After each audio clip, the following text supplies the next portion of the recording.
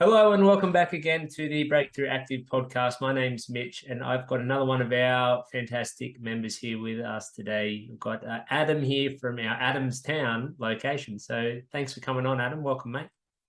No worries, Mitch. Nice to be here. Adam got started with us March, was it? February?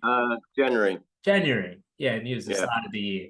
And then not long after that, his wife Janine also started coming along with us as well. So they've kind of been coming in together since then over the last sort of 9 or 10 months. But just want to explore that a little bit more in his journey, here in 2022, and talk a little bit about what he sort of tried before and how he ended up to this point now. So tell us a little bit, Adam, what had you done prior to meeting up with us at the start of this year? So over the years, I'm 54 now. So over the years, I've always been pretty active. I've always either gone to the gym or played sport or, running or something like that. But I was a victim of the COVID. You either get fit or get fat, and I chose to get fat.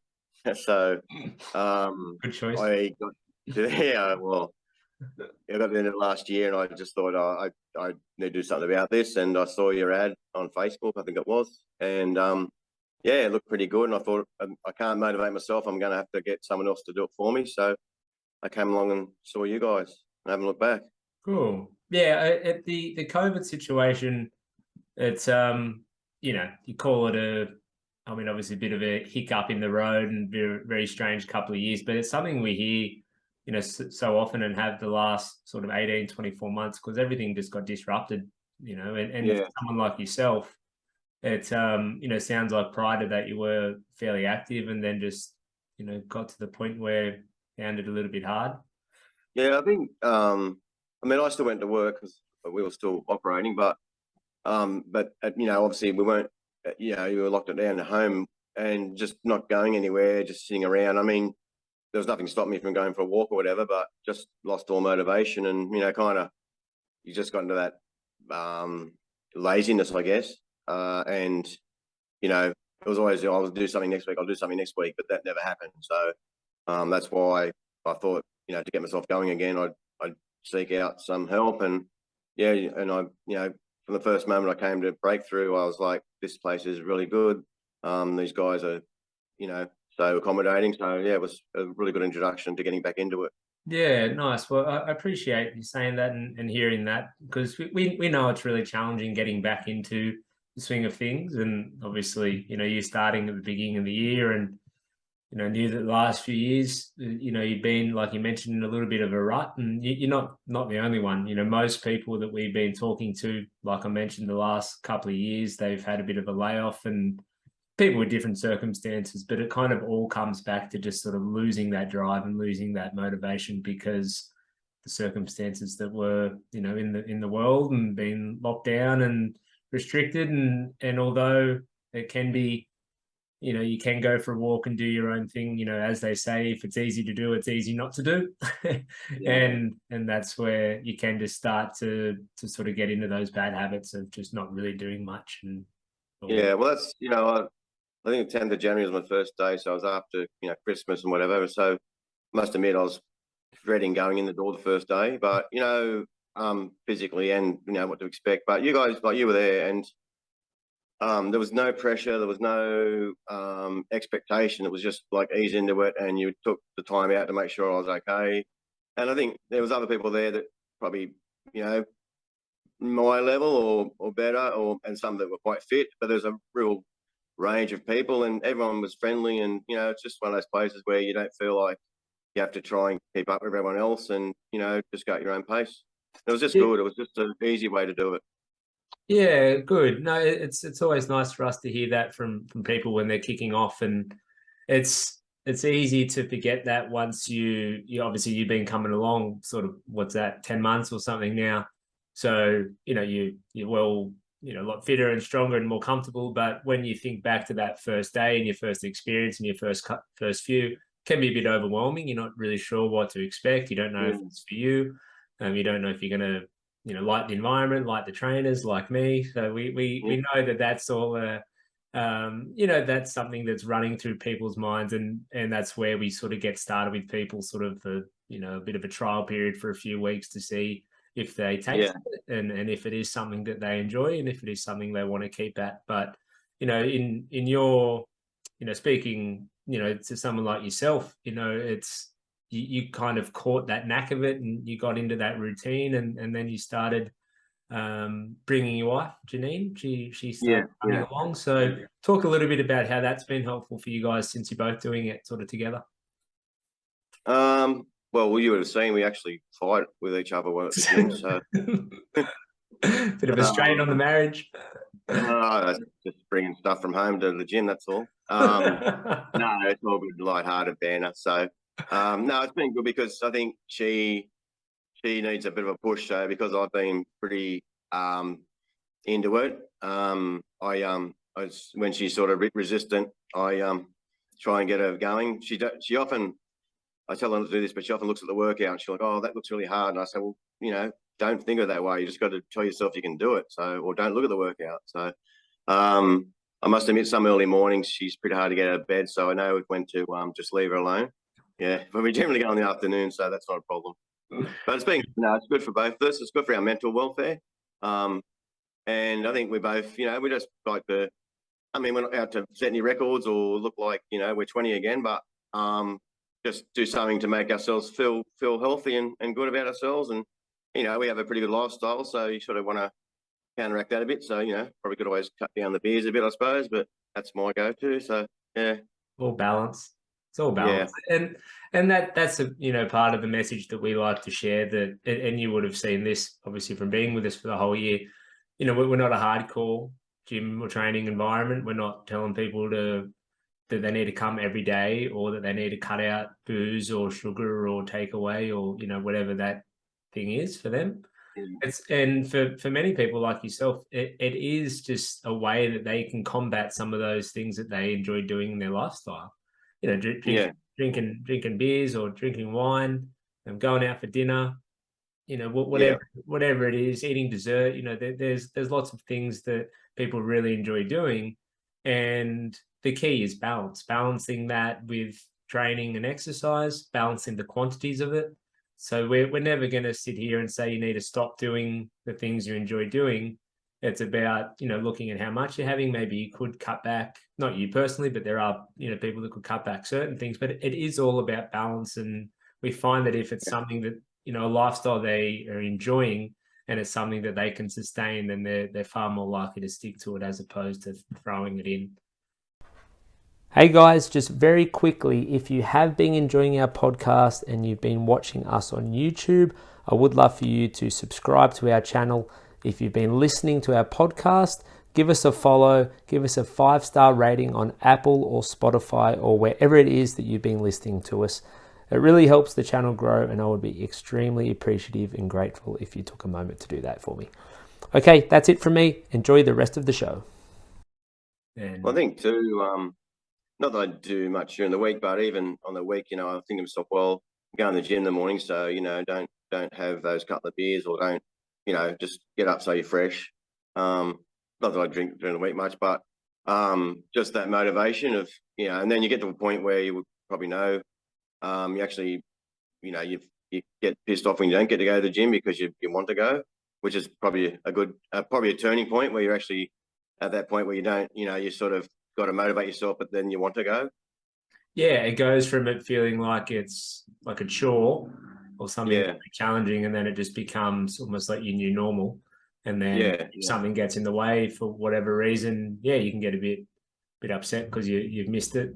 And that, I think that really is a tipping point for a lot of people when it sort of transitions from being that thing that, oh shit, I need to go to the gym, or oh shit, I missed it yesterday, I've got to go today. It's more looking at it like, oh well, I'm looking forward to going today.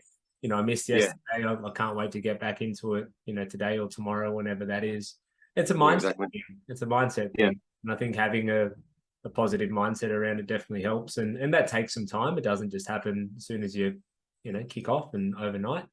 But definitely doing the reps and coming consistently over a longer period of time, like you and Janine have, that's when it starts to foster a bit of a different mindset, which you always find is helpful for people's consistency. Well, the thing too, like I know myself, probably about halfway through the year, I was calming, but I probably was thinking to myself, if I'm going to come, I'm going to make it worthwhile. So I tried to lift my effort a bit and, challenge myself a bit more. So I think, yeah, that definitely got me going a bit more because I was kind of thinking, well, what's the point of doing all this if, you're not going to get anything out of it? So definitely, like you said, the mindset and just when I go now, I don't, I look at the workout and I'm like, well, I can do that. I don't, I'll struggle, but in my head, I don't tell myself that's going to be hard. I just, I look at it and go, yep, okay, what's what we're doing today? So, yep, let's do it. Yeah, that's it. And every, like you said earlier, everyone's at different stages, and you just said you feel like you might struggle at some workouts, and I can guarantee you that everyone probably feels the same way. It's just that everyone's at a different level of fitness, and I think that's what's good about the people that we have, within our program is, they're all supportive of each other too. It's never a race. It's never, it's all about me, me, me. It's always about encouraging other people and supporting other people. And it's just we like that it's a friendly place. People chat to each other. If we do partner workouts or even it's just a normal workout, everyone's sort of encouraging each other and supportive and have a chat before and during and after. And sort of that environment we feel like is what people enjoy and to be honest probably what keeps people coming back.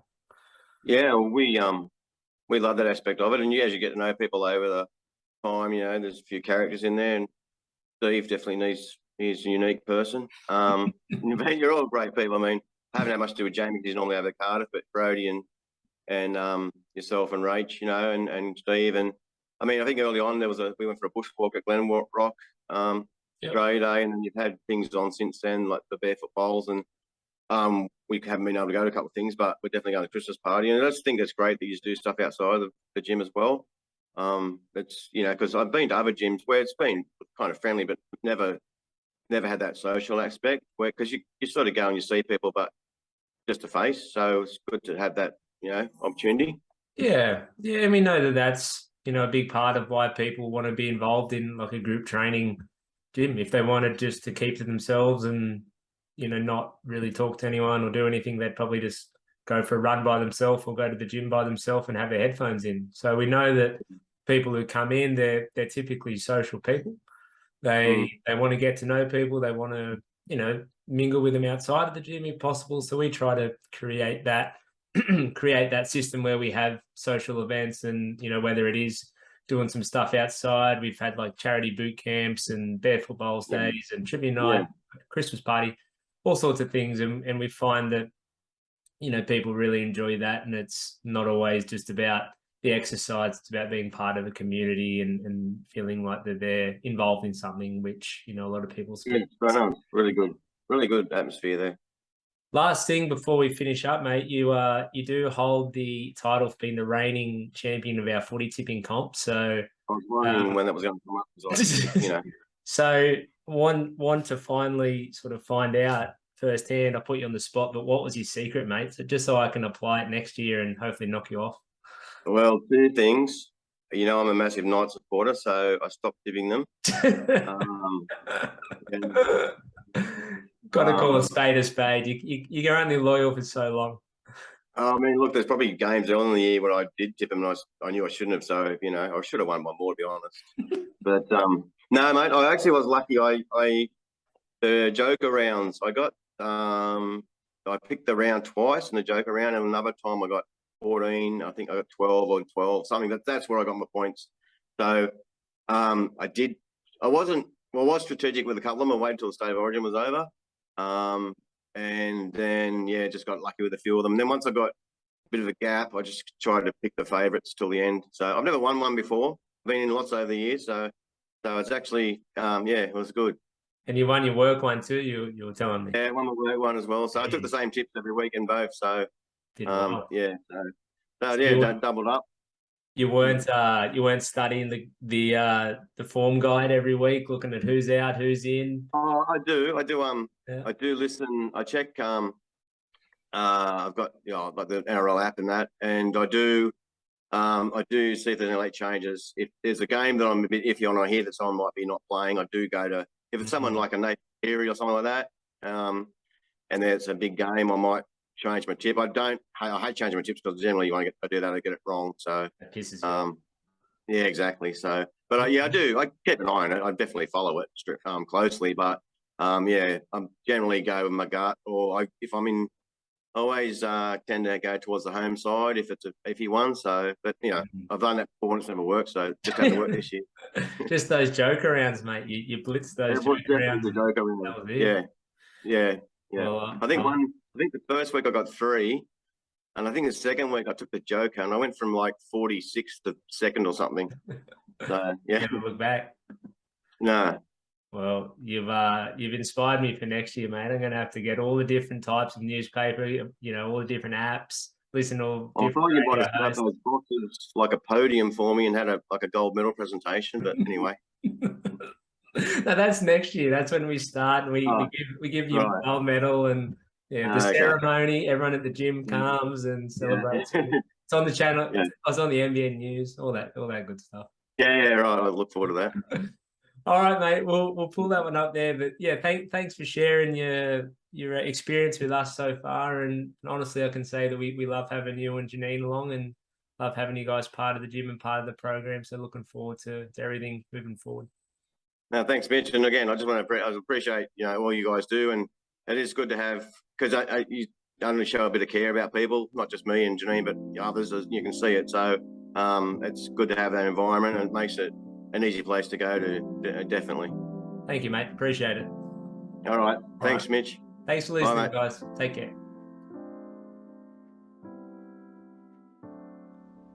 Thank you for listening. I hope you enjoyed the episode. If there is a topic you'd like us to discuss that we haven't already, please make sure you reach out in Facebook Messenger and we'll do our best to cover it in the upcoming episodes. For those of you enjoying the podcast, we'd love for you to like, subscribe and leave us a rating. It really helps us grow and spread the good word. Hoping you're all having a great day, and we'll be sure to see you on the next one.